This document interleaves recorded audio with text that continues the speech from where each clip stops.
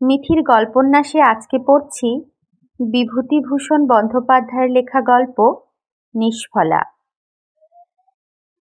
গল্পটি পড়া আপনাদের ভালো লেগে থাকলে অবশ্যই একটি লাইক করে দিবেন, চ্যানেলটি সাবস্ক্রাইব করে দিবেন এবং যে কোনো মতামত জানানোর জন্য অবশ্যই কমেন্ট করবেন।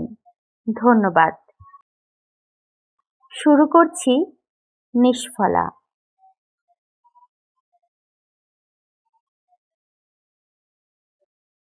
মরো এগিয়ে আসছে, দেখো না? দূর হ, দূর হ।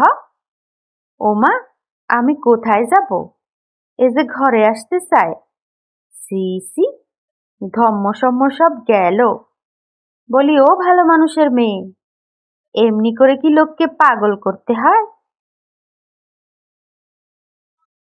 বেলা বেশি নয়, 8টা হইবে প্রায়। বৈশাখ মাস, বেশ রৌদ্র উঠিয়াছে। পাশের বাড়ির গৃহিণী আহ্নিক করিতে বসিয়াছেন তাহার পূজার ঘরে। পূজার ঘরটি ত্রিতলে। সেইখানে বাড়ির দুষ্ট কুকুরটি দরজায় আসিয়া উকি মারিল। নামাবলিতে সর্বাঙ্গ ঢাকিয়া ছোট একটি আরশি দেখিয়া নাকের উপর তিলক কাটিতে কাটিতে কুকুরের মুখ দর্শন করিয়া তিনি শিহরিয়া উঠিলেন। তাহার হাত হইতে সশব্দে তিলক মাটিতে পড়িয়া গেল। তিনি তখন পূজায় বাধা পড়িতে দেখিয়া চকিতে ঠাকুরঘরের দরজাটি বন্ধ করিয়া ভীত কণ্ঠে এই কথাগুলি বলিতে শুরু করিলেন। নিচের তলায় বধূটি স্নান করিতেছিল। সে মুহূর্তে ভেজা কাপড়েই দৌড়াইতে দৌড়াইতে উপরে আসিয়া কুকুরটিকে কোলে লইয়া বলিল, বেবি, তুই বড় দুষ্ট হয়েছিস।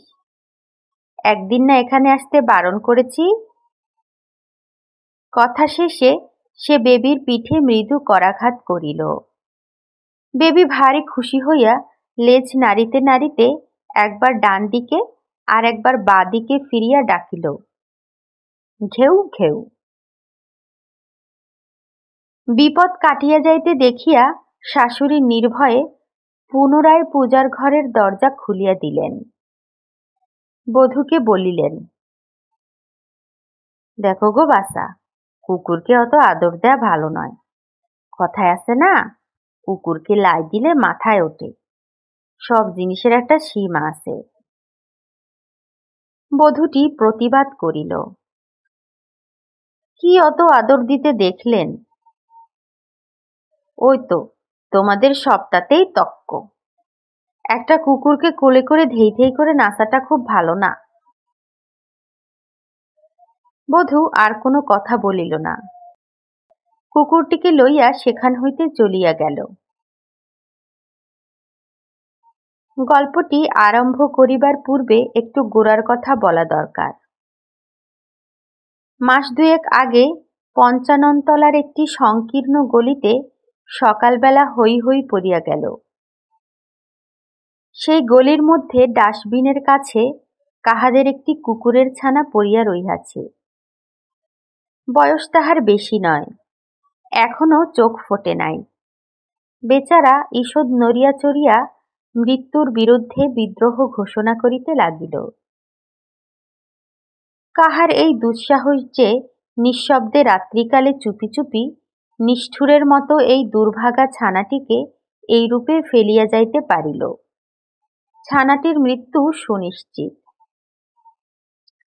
প্রথমত না খাইয়া মরিতে পারে, দ্বিতীয়ত কোনো শত্রুর আক্রমণেও মরিতে পারে।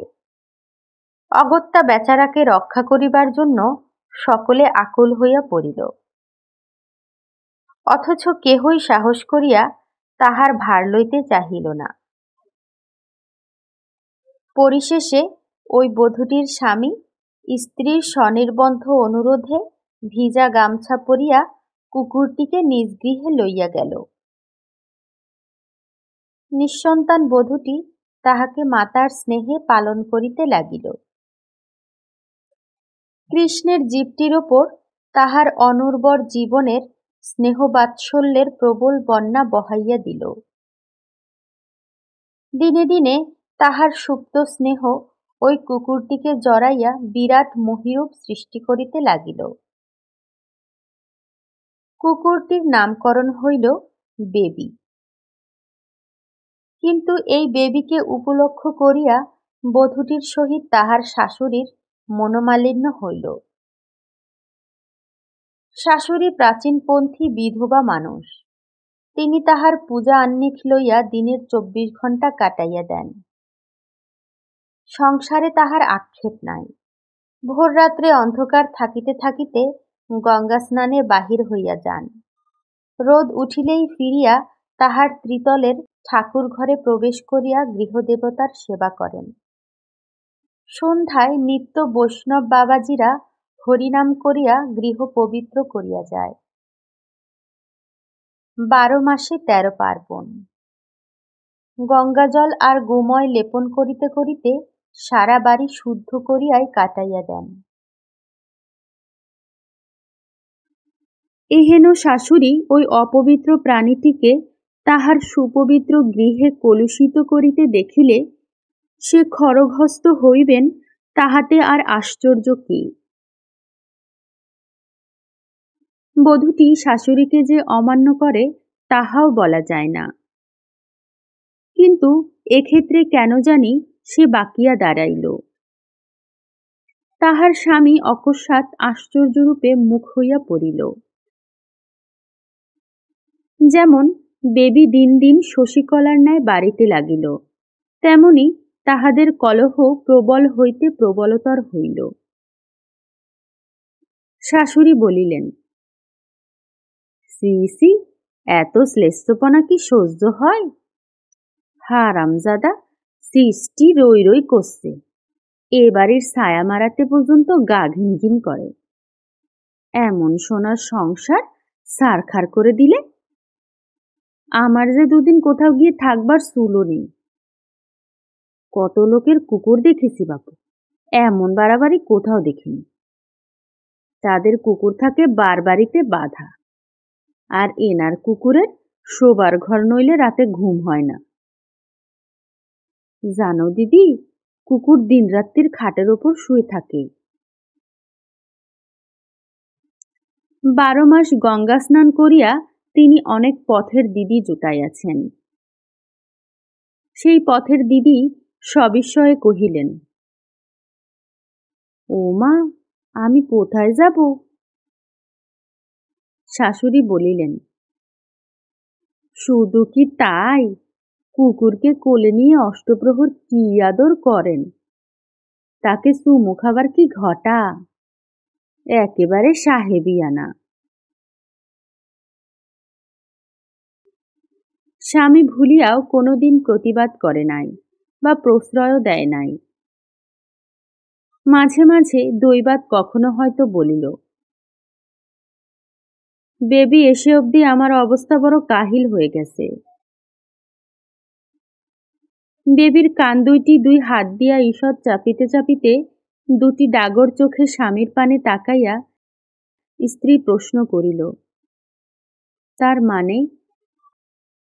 স্বামী বলিল, মানে আমাকে তুমি কম ভালোবাসছ, কারণ 24 ঘন্টা বেবি হারামজাদাকে নিয়ে থাকলে আমি বেচারার কথাটা স্মরণ হওয়া তোমার দায় হয়ে উঠছে। অমনি স্ত্রী অভিমানের সুরে কহিল, ও, বেবির ওপর তোমাদের বাড়ি শুদ্ধ সকলের হিংসে। ওকে গলা টিপে মেরে ফেললে তোমাদের 16 কলা পূর্ণ হয় না? বধূটির গণ্ড বাহিয়া অশ্রুকণা ঝরিতে লাগিল। স্ত্রীকে কাঁদিতে দেখিয়া স্বামীর চিত্ত বিচলিত হইল। ক্ষুব্ধ কণ্ঠে কহিল, অমনি রাগ করলা রমা? ঠাট্টাও বোঝো না? যা হোক মানুষ। রমা ফোপাইয়া ফোপাইয়া কহিল, আমি বেশ জানি এ তোমাদের ঠাট্টা নয়, তোমাদের মনের কথা। বেশ, দূর করে বিদায় করে দেব একে। দূর হ, দূর হ হারামজাদা। কথা শেষে সে বেবিকে মেঝের উপর ছুঁড়িয়া ফেলিল। বেবি ঘেউ ঘেউ করিয়া তাহার ব্যথা প্রকাশ করিল। উঠিয়া বধূটির পায়ের কাছে আসিয়া তাহার পানে ফ্যালফ্যাল করিয়া তাকাইয়া লেজ নাড়িতে লাগিল। বধূটি পিছু ফিরিয়া বিরক্তি প্রকাশ করিয়া কহিল, আর মায়া বাড়াস নে রাক্ষস। একটির পর একটি করিয়া দিন কাটিতে লাগিল। বেবির সেবা যত্নের ত্রুটি হইল। 2 বেলা মাংস রাঁধিয়া তাহাকে দেওয়া হইত। প্রতিদিন সকালে চা ও বিস্কুট সংযোগে সে জলযোগ করিত। তাহার নানা রকমের জামা তৈয়ারি হইল। কিন্তু রমার এই অক্লান্ত সেবা যত্ন সত্ত্বেও বেবির শরীর পুষ্ট হইল না, পরন্তু সে দিন দিন ক্ষীণ হইতে লাগিল। তাহার কণ্ঠস্বর অত্যন্ত ক্ষীণ ও কর্কশ হইল। রমার আপ্রাণ চেষ্টা আদৌ ফলপ্রসূ হইল না। সে একদিন স্বামীকে কহিল, কুকুরটা দিন দিন কেন জানি শুকিয়ে যাচ্ছে, একটু ডাক্তার বুদ্ধি দেখাও না, শুনেছি কুকুরের নাকি ডাক্তার আছে। কুকুরপুর যদি অত শখ, তাহলে এক কাজ করো না। কি? ওটাকে দূর করে দাও, আমি একটা ভালো বিলেতি কুকুর এনে দিচ্ছি, সেটা মানুষ করো। রমা অভিমান করিয়া কহিল, তার মানে তোমরা সবাই ওর শত্রু? স্বাস্থ্য কি সকলের সমান হয়? কিন্তু ওর স্বাস্থ্য বদলাবে না কোনোদিন রমা, ওর জাতটা মনে রেখো। ছেলে যদি কুৎসিত কুরূপ হয়, কোনো বাপ মা কি তাকে প্রাণ ধরে দূর করে দিতে পারে গো? তাহার এই চরম আঘাত পাইয়াও স্বামী হো হো করিয়া হাসিল। বলিল, তার চেয়ে একটা ছেলে মানুষ করো না কেন, কত গরিব ছেলে পাওয়া যাবে, তারা বড় নেমক হারাম হয়। কিন্তু রমা, ও কুকুর তোমায় ত্যাগ করতেই হবে। কারণ? কারণ ওর রোগটি সোজা নয়, ওর গায়ের ঘা বড় বিচ্ছিরি, আর ছোঁয়াছে, কখনো সারে না। স্বামী ভাবিয়াছিল স্ত্রী নিশ্চয়ই ভয় পাইয়া যাইবে, কিন্তু স্ত্রী ভয় পায় নাই, বরং সে নির্ভীকভাবে বেবিকে তাহার বুকে জড়াইয়া ধরিয়াছে, তাহাকে চুম্বন করিতে করিতে বলিয়াছে, বেবি বেবি, সব্বাই তোর শত্রু।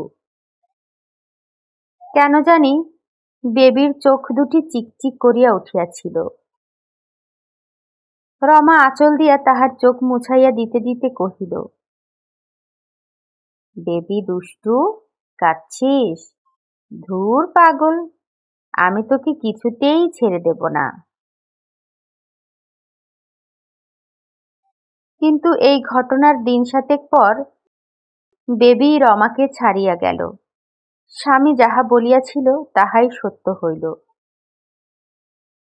বেবি পুরুষানুক্রমে যে দুরারোগ্য ও মারাত্মক রোগ পাইয়াছিল, তাহা হইতে বাঁচিয়া থাকিতে নিষ্কৃতি পাইল না। রমা ডাক্তার বৈদ্য দেখাইতে ত্রুটি করে নাই। সকলে বিস্ময় প্রকাশ করিয়াছে এই একটা হীনজাত কুকুরকে এই আপ্রাণ সেবা করিতে দেখিয়া। শাশুড়ি কহিলেন, পয়সা খোলামকুচির মতো উড়ে গেল দিদি, কুকুরটাকে নিয়ে হারামজাদি পাগল হয়েছে একেবারে। এই বিশ্রী রোগ অত মাখামাখি কি ভালো? এতে কি এমন বাহাদুরি আছে? দিদি কহিলেন, ছেলে পিলে নেই কিনা, তাই একটা টান পড়ে গেছে। শাশুড়ি বলিলেন, ছেলে পিলে হওয়ার বয়স যেন কেটে গেছে, এই তো সবে 24 বছর বয়স, আমার বোতা হয়েছিল 21 বছরে। একটা কিছু নিয়ে তো থাকতে হবে। তাই বলে এতটা বাড়াবাড়ি কি ভালো দিদি? দিদি শাশুড়িকে সাবধান করিয়া দিলেন, ছেলেকে তোমার ভাই অত মিশতে দিও না। শাশুড়ি কহিলেন, ছেলে তো আর পাগল নয়। বেবির জীবনের শেষ কয়দিন শাশুড়ি তাহাকে বাড়ির মধ্যে প্রবেশ করিতে নিষেধ করিলেন। বধূটির স্বামীও এ আদেশের প্রতিধ্বনি করিল। অজ্ঞতা বেবি বাহিরের উঠানে স্থান পাইল। রাত্রে একটা প্যাকিং বাক্সে তাহার শয্যা রচনা করা হইত। রমা নিজের হাতে রাত্রে তাহাকে খাওয়াইত। খাওয়া শেষ হইলে তাহাকে বাক্সের মধ্যে পুরিয়া দরজা বন্ধ করিয়া শুইতে যাইত। ইদানিং তাহার মুখে বিষাদের ছায়াপাত হইয়াছিল। তাহার যেন অতি আপনজনটির জীবনান্তের সম্ভাবনা।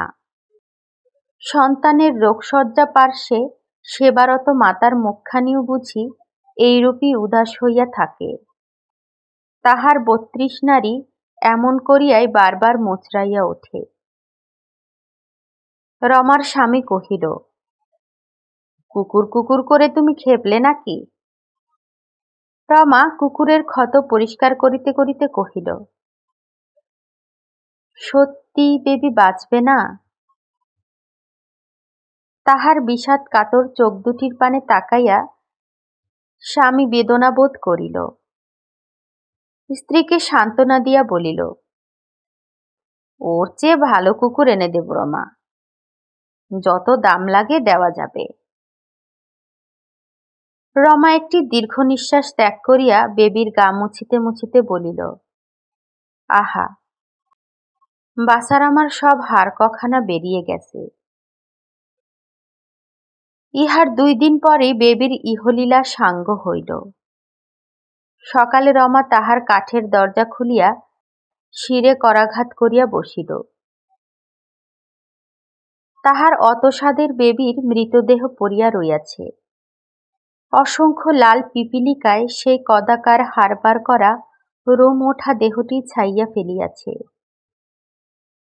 রমা সেই বাক্সের উপর উবু হইয়া পড়িয়া আর্তকণ্ঠে বিনাইয়া বিনাইয়া শোক প্রকাশ করিতে লাগিল। ও গো, আমি কাকে নিয়ে থাকবো গো?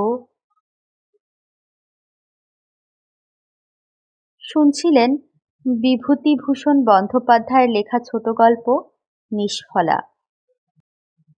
অসম্ভব সুন্দর একটি গল্প। গল্পটি যদি আপনাদের ভালো লেগে থাকে তাহলে অবশ্যই একটি লাইক করে দিবেন, কমেন্ট করে জানাতে পারেন আপনাদের মতামত, অথবা গল্প শুনতে কেমন লেগেছে, গল্পটি কেমন লেগেছে আপনাদের জানাতে পারেন কমেন্ট করে, এবং অবশ্যই চ্যানেলটি সাবস্ক্রাইব করে দিবেন। শীঘ্রই হাজির হব নতুন কোনো গল্প অথবা উপন্যাস নিয়ে। ততক্ষণ পর্যন্ত ভালো থাকবেন, সুস্থ থাকবেন। ধন্যবাদ।